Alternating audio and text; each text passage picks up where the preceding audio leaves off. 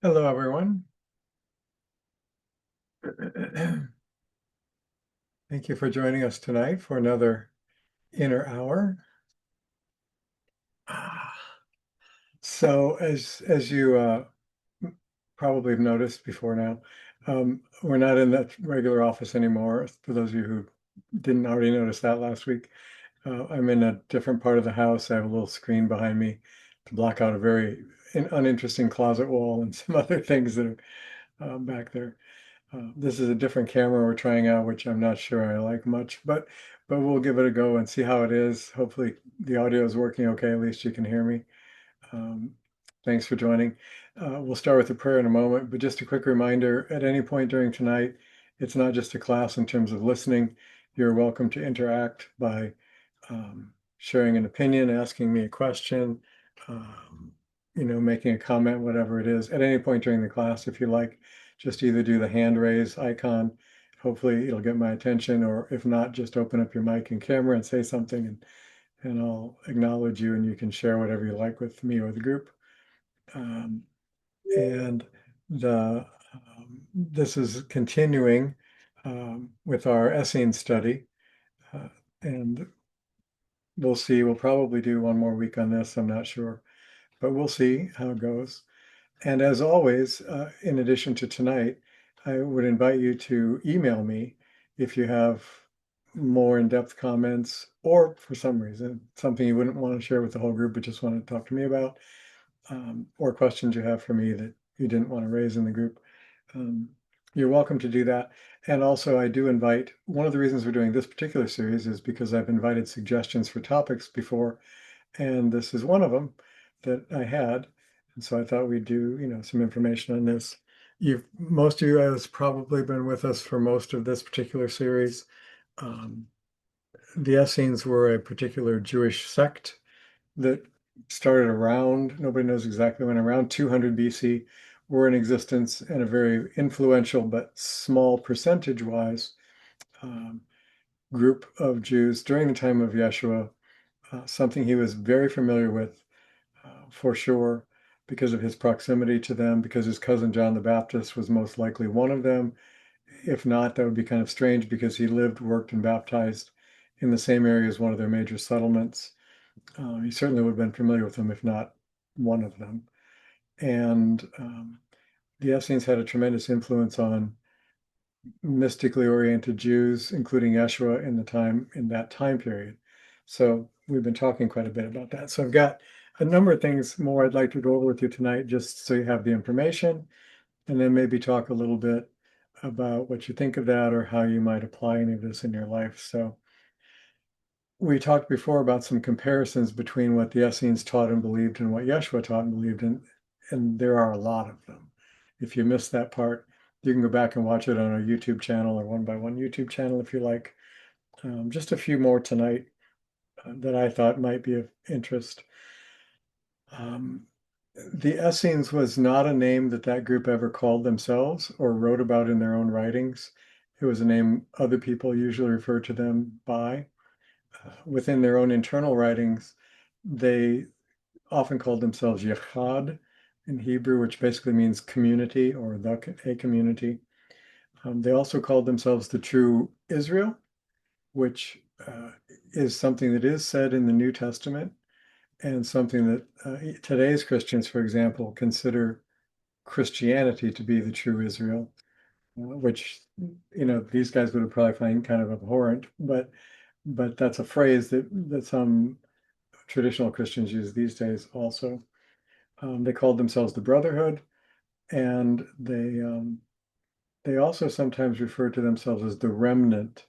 In many of the prophets, there's talk about the true Israel or the true remnant of Israel, and what they're really meaning is the Abrahamic faith that goes way back to the days of Abraham, and that it was a select remnant or core group of souls that had stayed true to the original faith as presented to Abraham, and then as it evolved through Moses and the prophets, people that stay true to that faith versus people that have been corrupted by Greek influences, pagan ideas, later on after the time of Jesus by what became Christian ideas, and so on.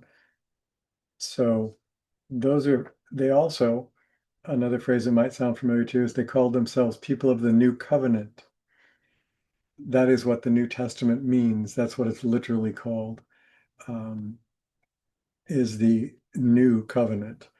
And so the first people to use that phrase in that era were the Essenes about themselves.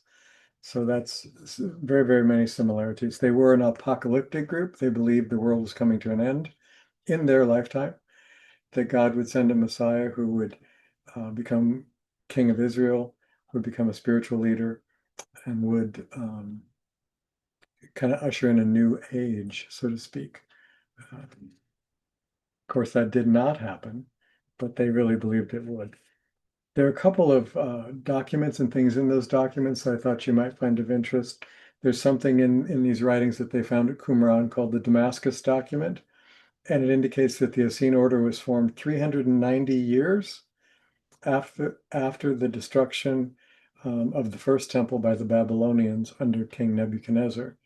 So that's even farther ago than longer ago than most historians believe they existed, but that's what their own documents say. Um, and that they had someone that they called a teacher of righteousness, and the teacher of righteousness was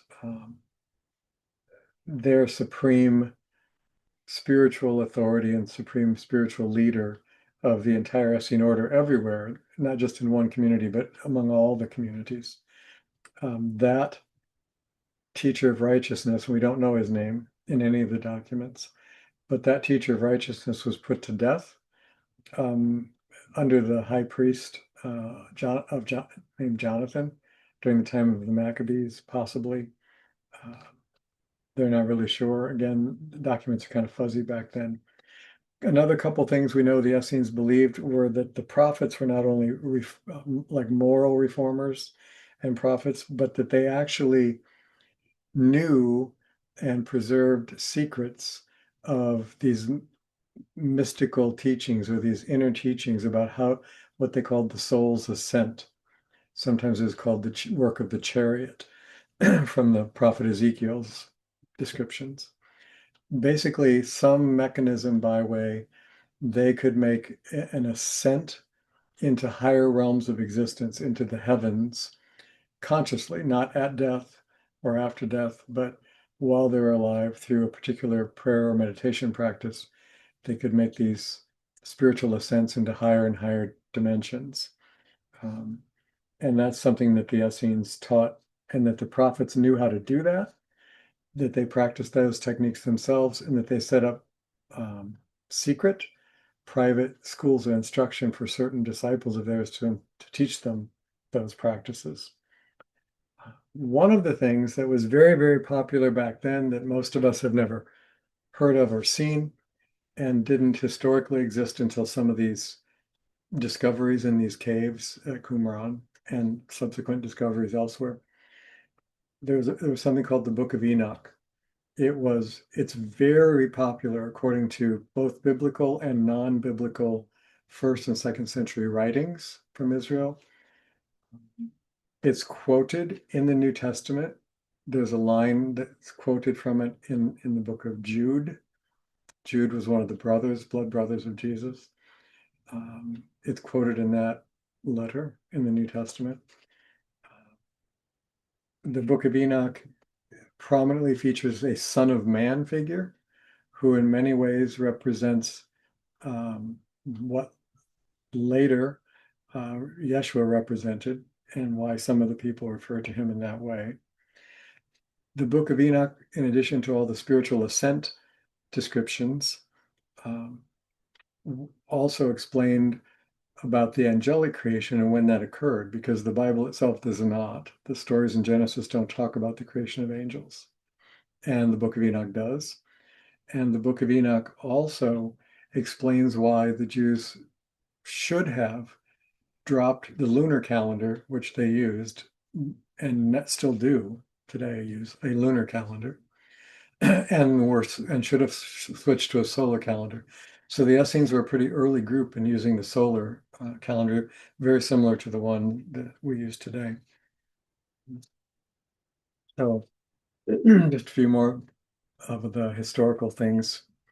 Um, there are a huge number of documents that have been discovered since the initial 1947, I want to say, uh, discoveries.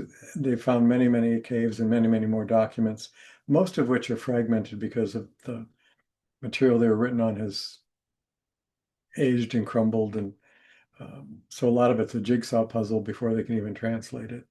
But so there's lots and lots, hundreds of these documents. Many are copies of the Hebrew Bible.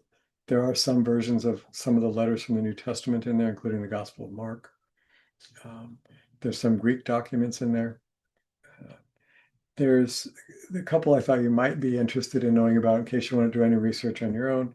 One is called the Copper Scroll, and you can look that up. It's in almost any Dead Sea Scroll collection.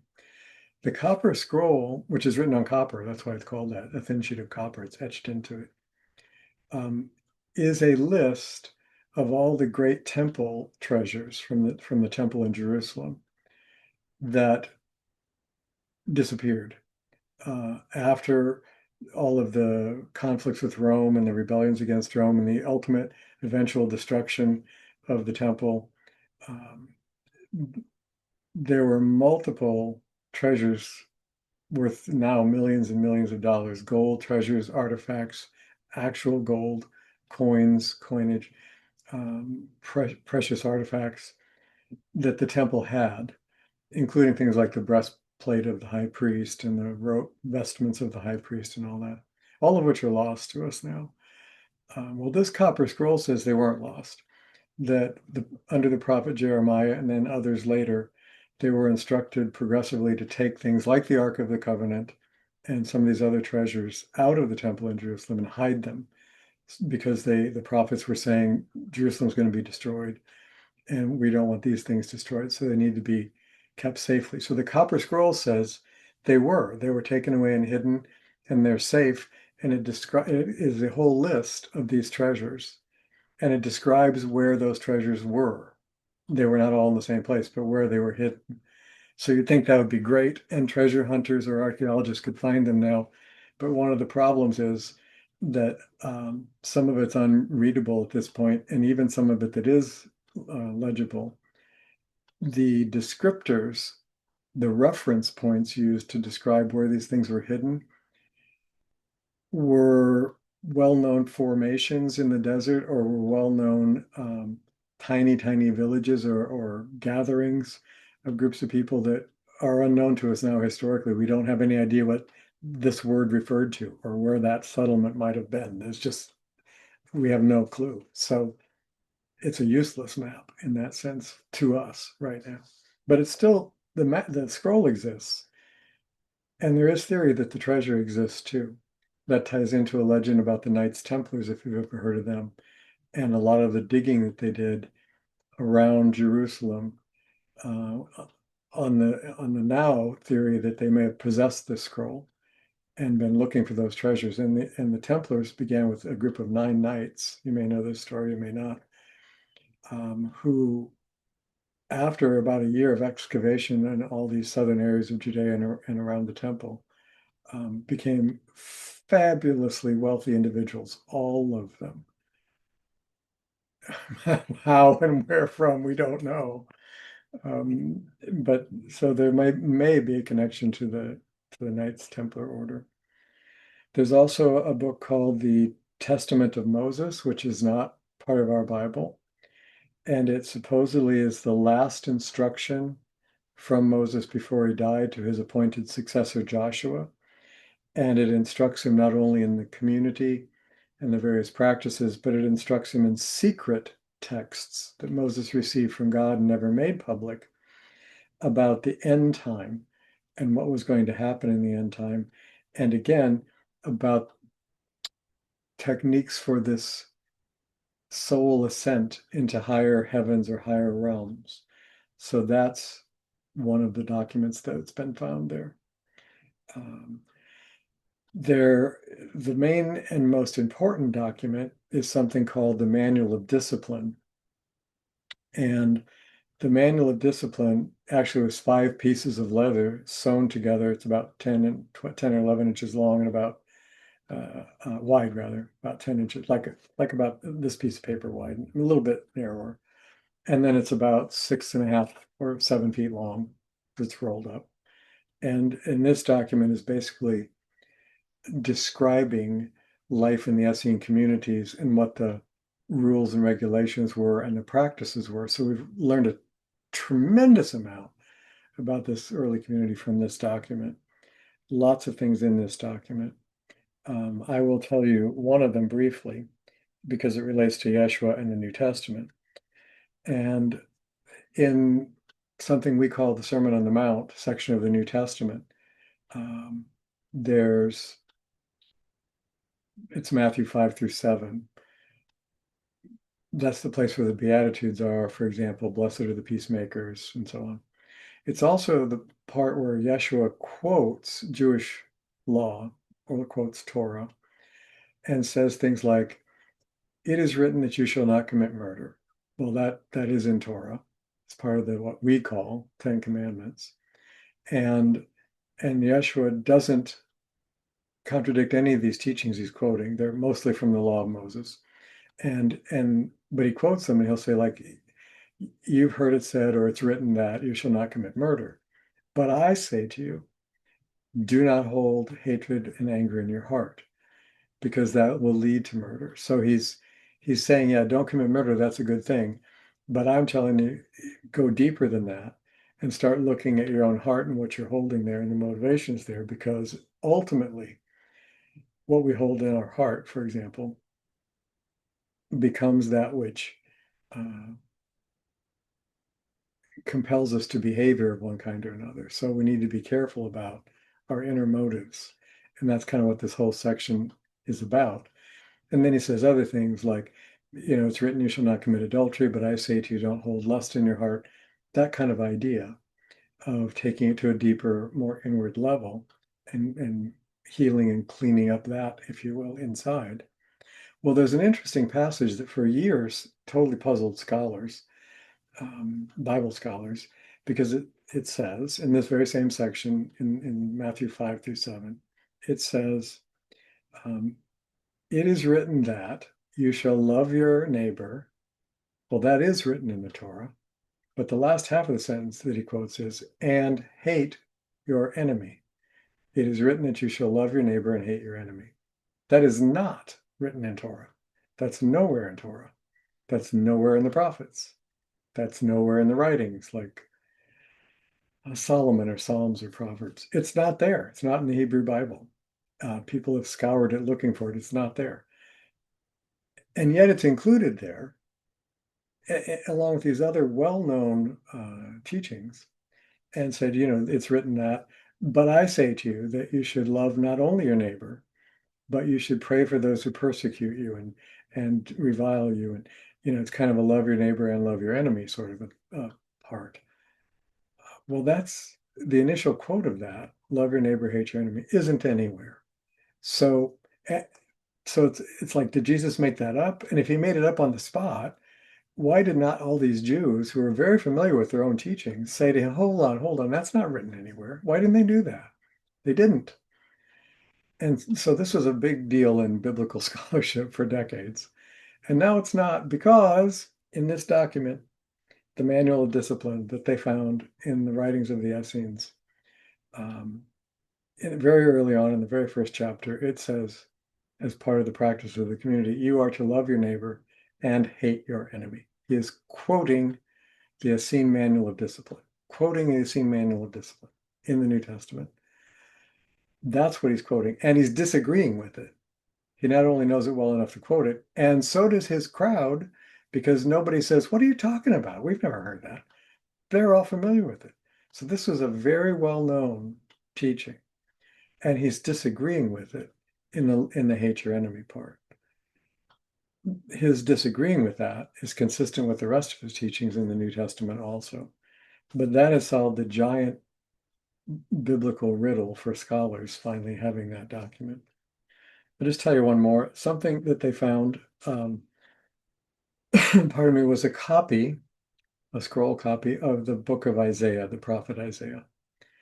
And there are no surprises there. It's the book of Isaiah. It's if you go get an English Bible now and read the book of Isaiah, the the chapter on the prophet Isaiah, that's what they found.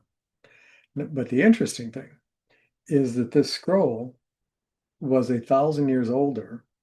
The Essenes not only copied scrolls, they preserved them. This scroll was 1,000 years older than any other copy of Isaiah that archaeologists have ever found. So it's much, much, much older. And they compared it word for word to a modern Torah, book of Isaiah. And you would think, or I would think anyway, probably you might too, after all that time, that there would be significant differences between this text that is so much older and all the intervening years and translations and scholars and whatnot we've had, scribes, that it'd be a lot different. So they compared them literally word for word, the whole thing. Now, before I tell you the results of that, I'm going to tell you one other thing that they found, which was not part of the Essene library. They found in Italy, around Rome, several years ago, the oldest existent collection of the current books of our New Testament, the 27 books that are in your New Testament. They found the earliest ever document of that in one collection, which predated any other New Testament collection that they'd had up to that point. And it wasn't nearly 1,000 years different, it was a couple hundred years different. So they compared word for word that oldest New Testament copy and current ones that we have to see how many differences there were there. So if you get the picture. So back to the Isaiah scroll discovered in the Qumran library. In comparing Isaiah with current Isaiah, they found 13 differences. And most of them were not contextual differences. They were spelling differences or grammatically different word placement in a particular sentence. Almost none of them changed any meaning. They were either different spellings or a different word that had the same meaning, or a sentence structure that was different than is now used in the Isaiah. 13 differences. So then they compare over 1,000 years roughly. So then they compared this oldest New Testament with current New Testament, 27 books. And they found in that comparison over 700 differences. So the New Testament we have now is very different than even the New Testament a few hundred years ago. Heaven knows what it was like when the documents themselves were not collected in a book, but were just letters floating around here and there, and what those might have been like that are potentially significantly different than what we have today. I found that interesting. I hope you do too. I'm going to tell you one more thing about the Essenes, and we'll pause for a minute then. So I want to give you an idea of Essene life. We talked about Essene beliefs and some of the documents, some of the history and whatnot. So this is from these documents. This is kind of daily life in an Essene community that scholars have pieced together. This is kind of what a typical day would be like. Sort of like if you went to an abbey now or a monastery now, they have a daily schedule, and you'd have certain things that happen at midnight, certain things that happen pre-dawn, and certain things at dawn, and you'd have a sequence of things you did in a day as part of the monastic life. Well, they did as well. So let me kind of give you an outline. First of all, the community got up before sunrise. They woke before sunrise. And the first thing they said was the Shema prayer, which many of you know from my other classes. It's from Deuteronomy, the 6th chapter of Deuteronomy, and it's considered the central statement of faith of Judaism.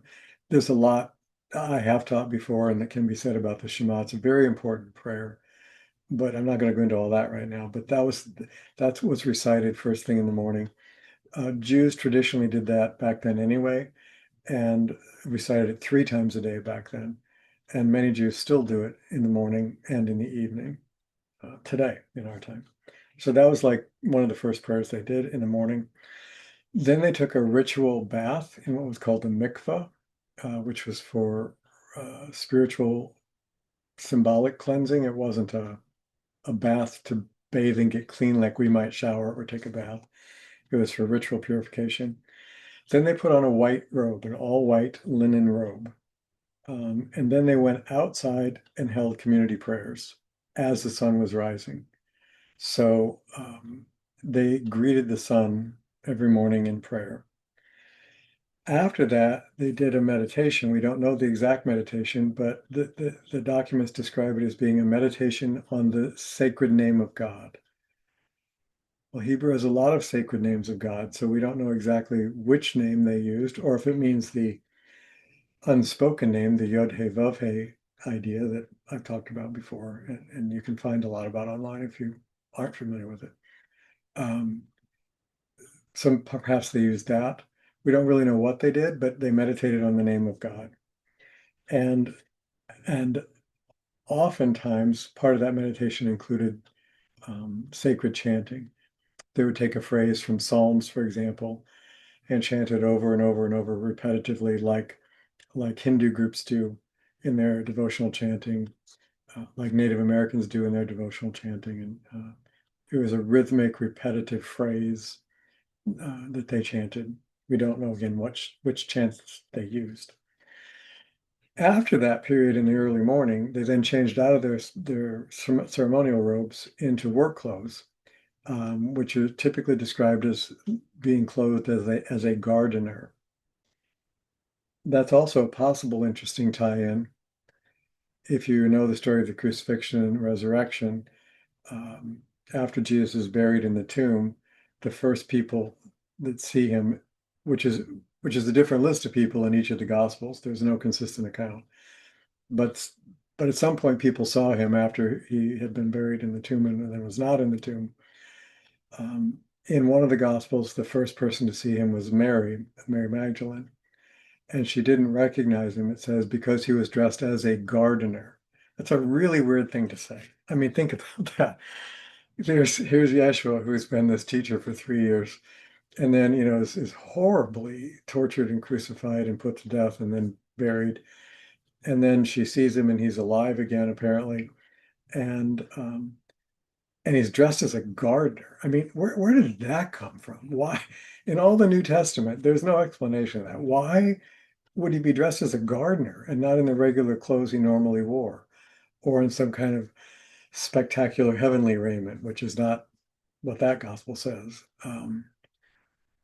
Why gardener? Where did that come from? And there's no answer to that. But now we know that the Essenes, when they went about their workday to labor, they dressed as what they call gardeners. So there's a possible tie-in to that. Maybe, maybe not. And then the labor was most of them worked in fields. They grew food. They grew their own food. They raised animals for like wool and clothing.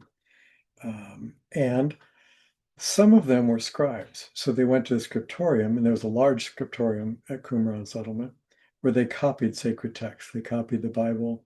They copied other sacred literature. Because everything was by hand back then, so they meticulously copied these things. Some of them worked in the kitchen, so they went to prepare the communal meals that they had and worked with food. Some of them actually had trades or crafts in towns and villages, so they would go to work at their shop or their trade or whatever it might have been in the town or the village for the rest of that day. For those who stayed at the community, they had a common breakfast meal. They ate 2 meals a day. They had a common breakfast meal around 10:30 in the morning time. And then they had an early evening meal around 5-ish or 5:30, typically. And at every meal, there was a ritual prayers that were done, a blessing of the bread and wine, which all Jews did and still do, and so on. And they sat in a hierarchy of, at the table, the teacher of righteousness sat at the head, and the elders sat closest to him, and so on all the way back in the dining hall and the tables until the furthest away from them were the new people, the novitiates. So there was a hierarchical ranking in the order. They ate every meal in silence. Some of you have been to silent retreats. If you have, it's an amazing experience. If you haven't, I really highly suggest you try to find one. Silence is a very powerful tool, and spending time with a community of people spiritually focused in silence it has been, for me at least, a very transformative and powerful experience. I'd highly recommend that. So they said their evening meal, so that's what they did throughout the day. Then they had a period of what they called quiet time in the late afternoon, where they could nap, they could meditate more, but it was a quiet, restful time. And then they did more of whatever their work was, kind of like a siesta time, maybe you might think of it. Then their evening meals, usually around 5-ish p.m., they had the same kind of ritual, seating and prayers and so on. Then in the evening, after the meals, there was a class. One of the elders would teach a spiritual class to everybody present. We don't know for how long, but it was spiritual instruction that they received every single night after dinner. Then in the evening, later evening, they did meditations and prayers again. One of the last prayers was a daily forgiveness prayer and what was called the bedtime Shema. Many Jews, observant Jews, still do that today. And one of the last things before they fell asleep in the evening was, again, we don't know exactly what, but some form of meditation in the name of God. So comparing that just for a moment to Yeshua again, we know from the New Testament that he awoke before dawn as a common practice, that he entered into some kind of prayer in the morning, early morning hours, pre-dawn hours. We know that he did do ritual purifications and observe Jewish practices like Shabbat and kosher diet and those sorts of things. He's often pictured, even today, and when you see him in artwork, drawings of him, has a long white robe on. That, if you look at the Essene robes from the period, look really similar to the way he's usually pictured. And we know that he talked about the name of God. Again, exactly how they worked with that or how he worked with it, we don't know, but there are certainly some really key similarities there. So this book of Enoch that I mentioned before, we now have. There are copies of it. It's a fascinating book about these Enoch, who was one of the prophets, one of the holy men, was his ascent through these various heavens were described, and who and what kind of beings and experiences he encountered in those higher realms are described in this book in some detail. Certain breathing and meditation practices are discussed there. So it's a really interesting book, especially for those of you that inclined that way. And I know a lot of you are. You wouldn't be in participating in things like One by One or ILM or whatever other groups you might be involved in that are more inwardly oriented, more mystically oriented than traditional faith practices, let's say. So just pausing there for a moment, I would like you to think about, and I'd like somebody to comment on it. You're welcome to ask questions too, by the way. If you have any questions about anything I've said so far tonight, please feel free to ask. But one of my questions I would like some feedback on is, so how do you think you would fit in a lifestyle like that? How do you think you would fit if from now on you got up before dawn, did some kind of ritual purification, whether it was a shower or washing your face or hands or whatever it was. You said prayers, you meditated in the name of God. You went outside and prayed in nature.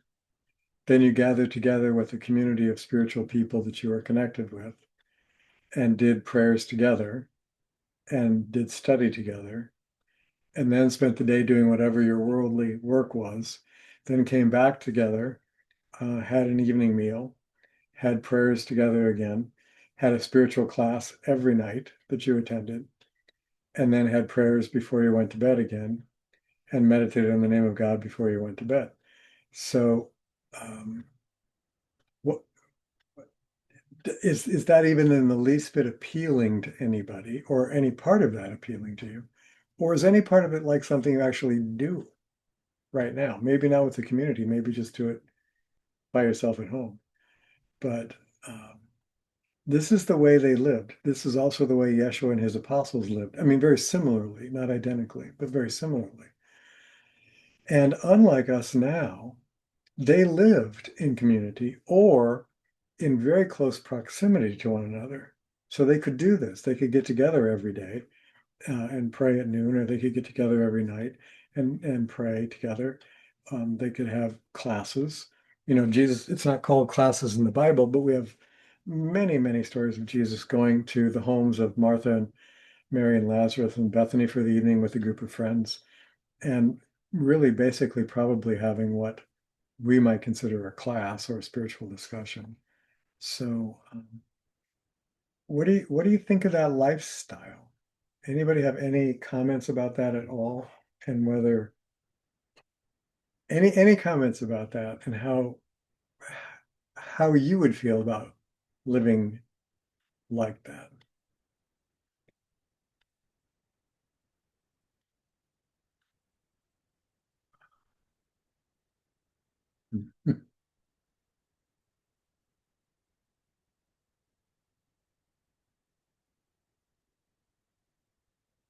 So does anybody do any of those things? I just saw Cindy. Go ahead, Cindy. And you're welcome to turn on your cameras, by the way, if you have cameras. But go ahead, Cindy. I see your. Yeah, um, I think it's actually pretty cool myself. But I, the difference is being raised in it.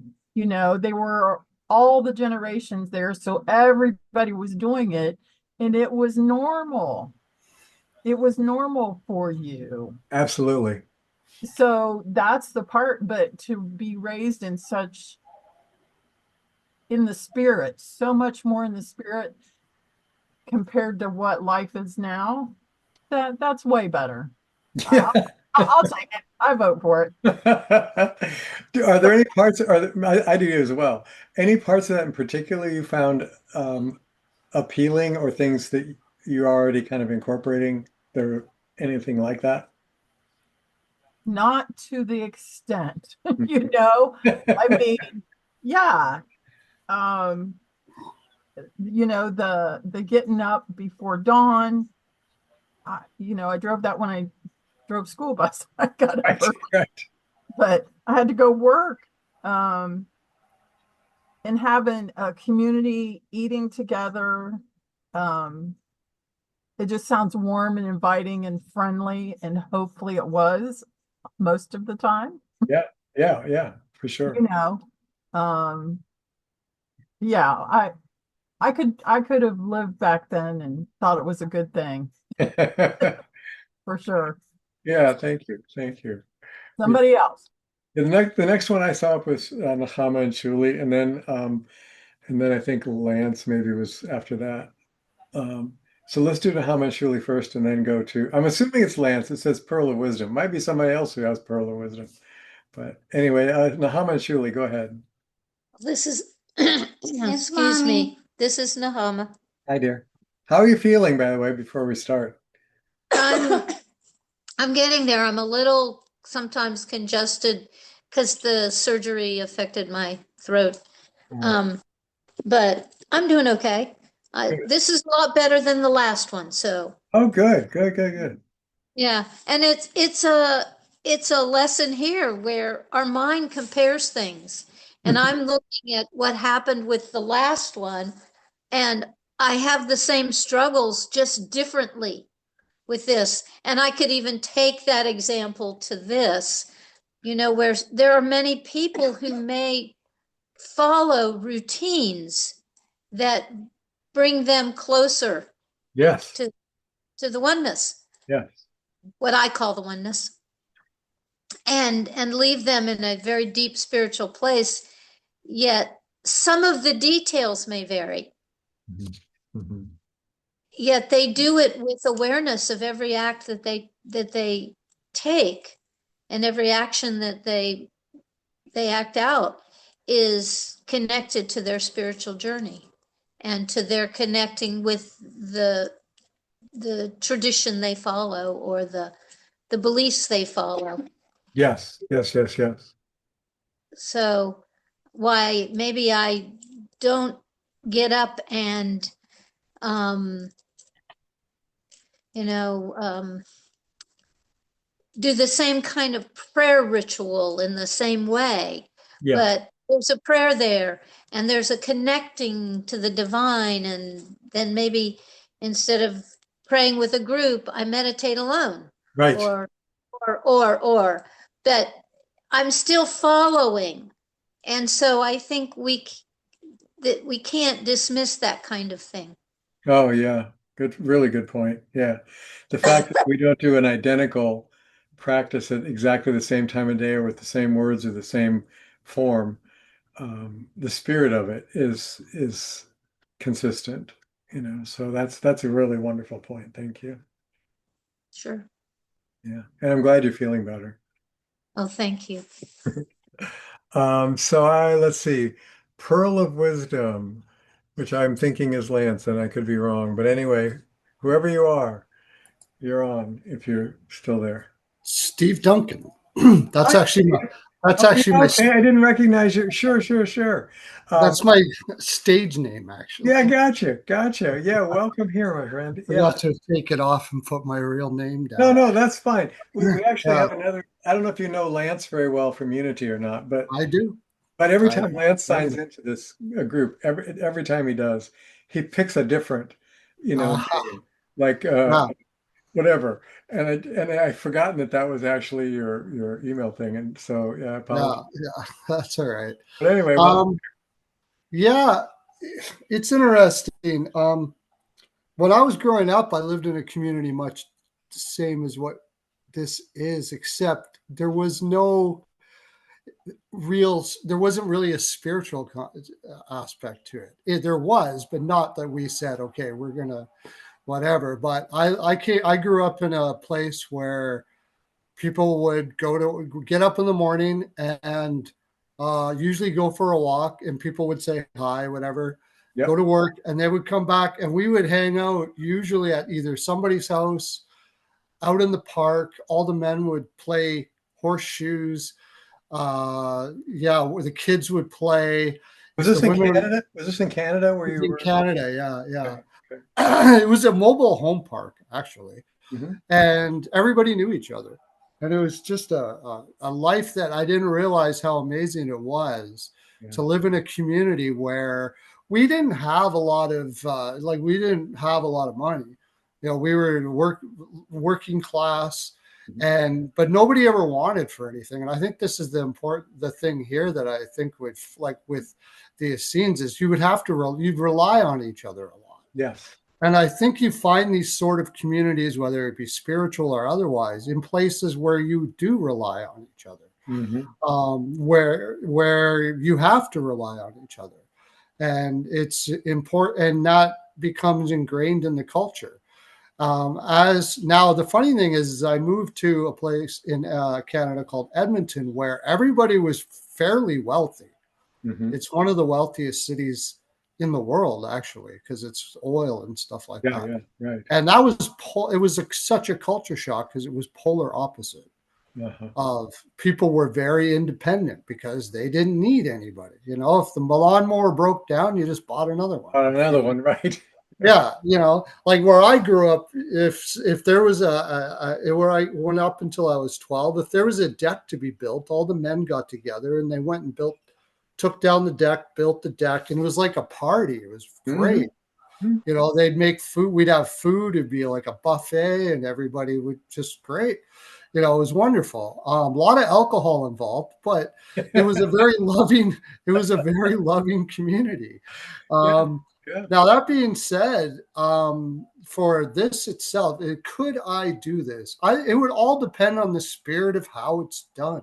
Hmm. If it was, this could be wonderful place, and it still could be great in a spirit of in a different spirit. But I mean, if there is a freedom where you are, like you are you are part of the community just because you love this community and that's what you love to do. But it can be also very fear based. Oh yeah, Where yeah.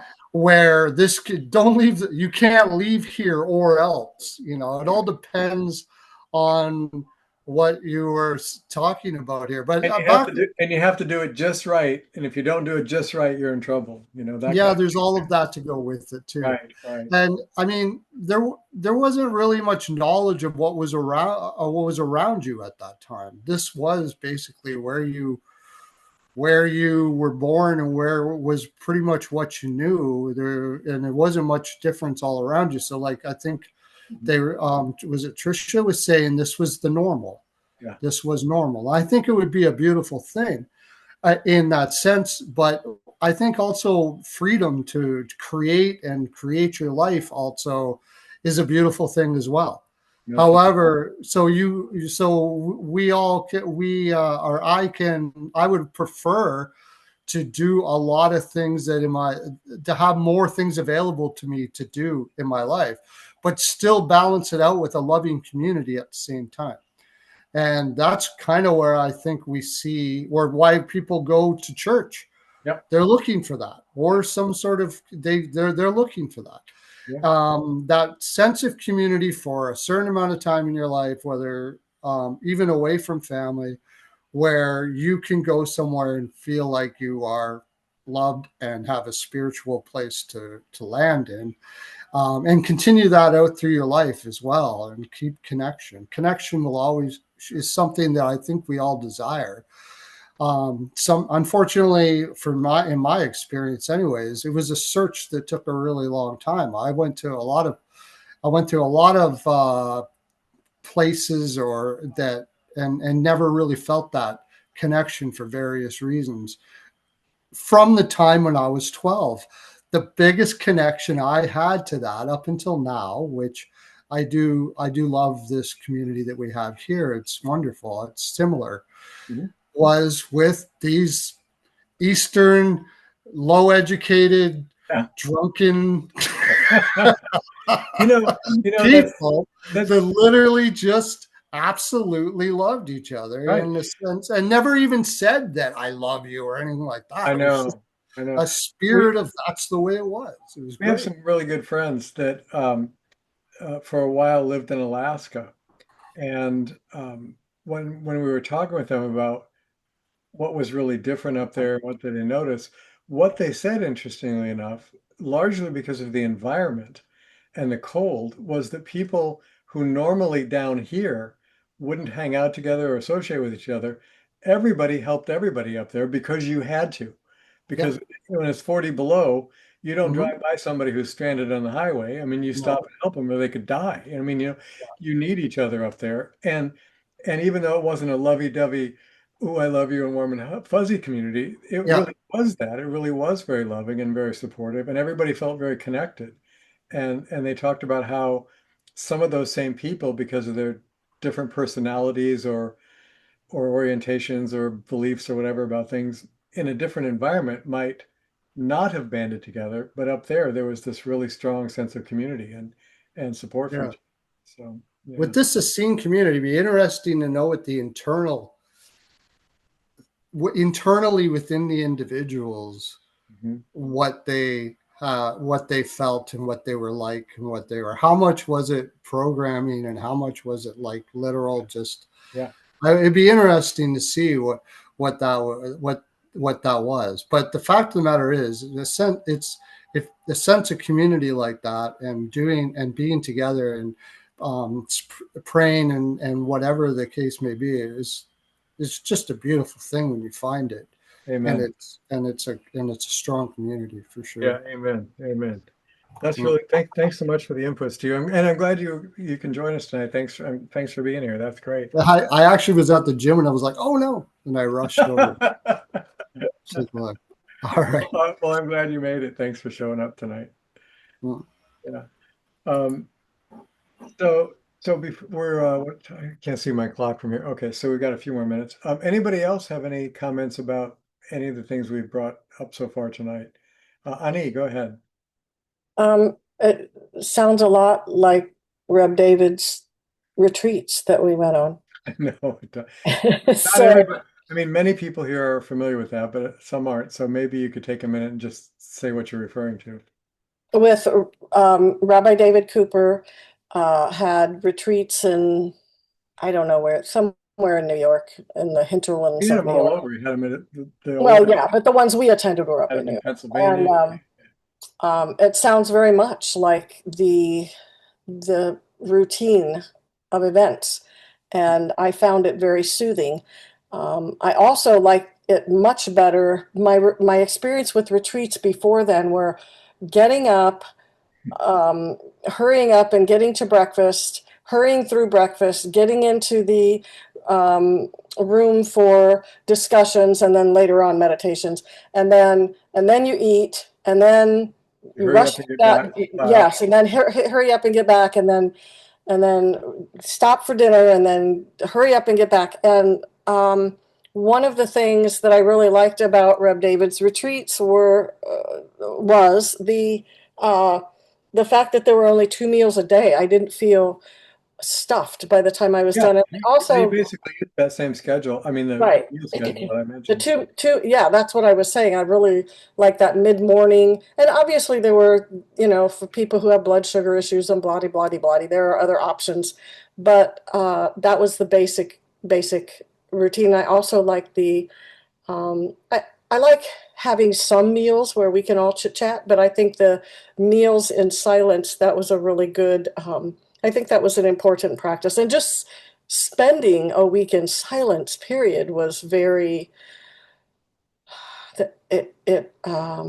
was a very valuable experience. It was very life altering. And um, yeah, I miss those retreats. I miss our retreats that we put together for those too. So, and we won't go into all the reasons why, different retreat centers are different now and population is different and blah, blah. But um, yeah, I think you had discussed, I'm not sure where you talked about this recently, but I remember hearing you say many of the people that we're in connection with right now have never been on a spiritual retreat ever. And I've been doing these since high school. And yeah, I thought about that, and it really has informed my life. It's turned my life in a different direction than it would have gone otherwise, because of those experiences and the people that I connected with in them, of course. But yeah, so as far as living like that, yes. I mean, obviously there'd be some things that needed to be. I volunteered to be one of the gardeners. Yeah. Not the food gardeners. I don't care about that part as Right. much.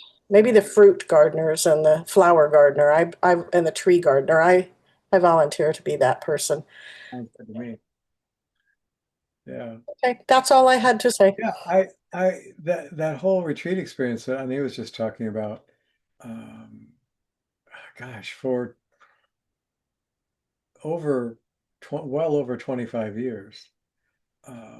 That was a big part of my life as well. And it's kind of weird that it isn't anymore. But what's even weirder to me is so many people now in our one by one community and also the local Unity community here, um, being in a retreat environment, not just a class setting, but in a retreat environment for days, if not a week or more, with other people is not a common experience for many of them, and a completely an unknown experience to many of them.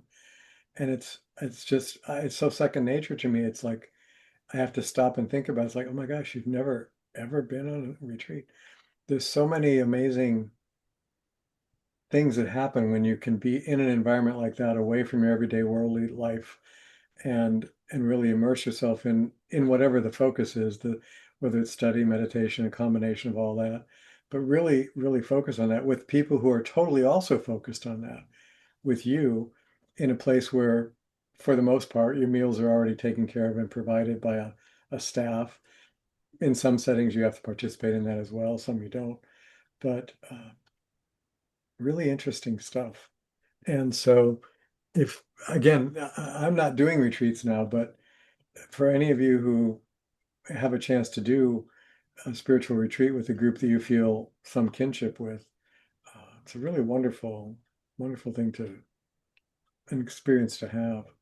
So, and we made also another part besides the spiritual experiences themselves and the awareness that can really blossom in that setting and then carry forward with you out of that setting into your everyday life.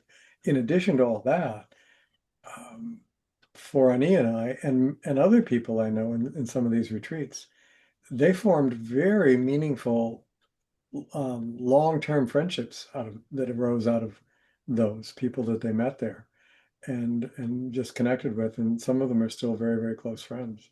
So Cindy, go ahead, and then we'll bring it to a close here because we're getting about to that time. But go ahead, dear. Okay, I just want to say that the whole gardener suit did not surprise me. I don't know. I don't know why in particular, but Ani talked about gardening too. But to me, it's no different than a shepherd tending sheep, or, tending whatever you need to. Gardener does the same thing. Yep. They tend their plants. It's not like he was putting on a butcher's apron. Right. I see it in that same vein of taking care of. That's really good, though. I like that. Yeah. Whether it's I people, probably wouldn't have thought of that comparison. plants, I like that. it fits right in, I think. I do too. I do too. Yeah. Well, thank you. Well, we're at that time already, so thank you all for doing this. I want to just take a moment and also a quick apology. I always start these always with a prayer. I didn't tonight. I was caught up in the technology and getting this new camera thing to work, and then just started right in. So my apologies for that. We'll do a short prayer in just a moment to wrap up with. Before we wrap up, I want to mention for those of you in the local area, I know not all of you here are local, but in the group that are online here, but so tomorrow, Saturday morning from 10 to 12, Michael Patterson and I are doing one of our monthly classes at Unity called Sacred Relationships. You are, even if you haven't signed up or have never been to one before, you're welcome to do that. It's a donation basis, and I find them very worthwhile. I think you will too. So you're welcome to join us tomorrow, 10 o'clock at Unity. And then this Sunday, I happen to be the guest speaker at that Unity Church also. Their services are at 10:30. So you are invited to come to that if you like as well. And I know some of you I'll see there, but just want to let you know that's all happening. Any of you flying in, let us know if we need to pick you up at the airport. Right. And then we have as you know, the inner hour link goes out. It's the same link, but I send it out weekly just so people don't have to keep track of it. But it's the same link from week to week. And these are recorded and they're posted on our One by One's YouTube channel. If you ever miss one and would like to see it, or for some reason would like to see it again, they're up there. You should all have that. If you don't have our YouTube, if you don't know how to find One by One's YouTube channel, send us an email.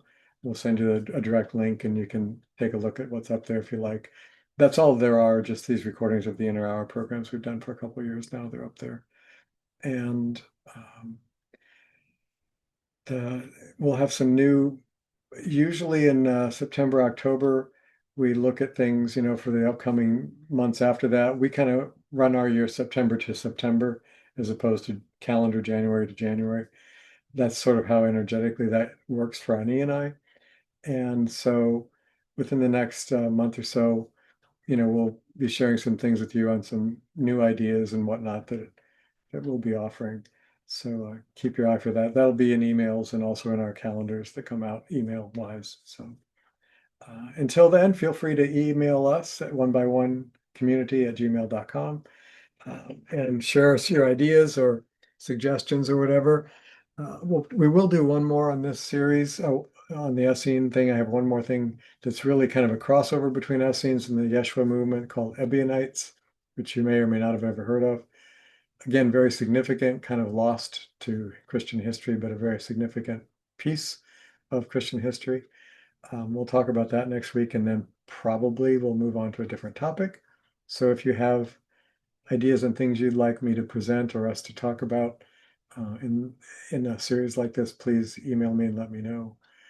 So let's just take a brief moment at the end instead of at the beginning, and just be grateful for the inner and outer connections we have, to that inner connection, to that divine spirit. I know we may understand it differently from one another, have different names by which we try to refer to it, but